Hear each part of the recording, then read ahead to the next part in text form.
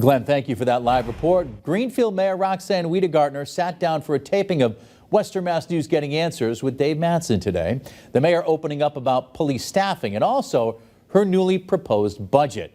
Western Mass News reporter Maria Wilson joins us live in studio with those details. Maria. Chris, earlier this week, Greenfield Mayor Wedegartner says her newly proposed $61 million city budget reflects what she's calling an extremely challenging revenue-generating time. Mayor Wedegartner answered questions on a number of different topics impacting the city, including police staffing shortages. She says 24-hour police coverage stopped following a $425,000 budget cut. Now the city is working with Franklin County Sheriff's Department to restore round-the-clock coverage.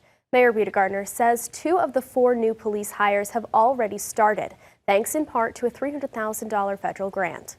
Going forward, we'll be dependent on the City Council fully funding the police budget this year. That's very important for people to understand. This is not a forever situation. No. But we thank both the Sheriff's Department, for sure, and the Mass State Police for giving us a hand.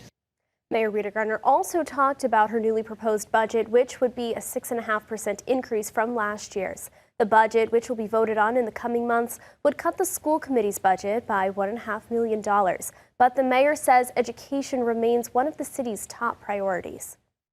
The school budget is our top priority if you're looking only at money. Sure. It's over 37% of our budget.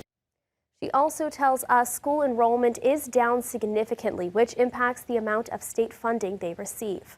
For more from the mayor's conversation with Dave Madsen, including what the new budget could mean for taxpayers, tune in to Getting the Answers on Sunday morning at 11:30. Reporting live in studio, Maria Wilson, Western Mass News.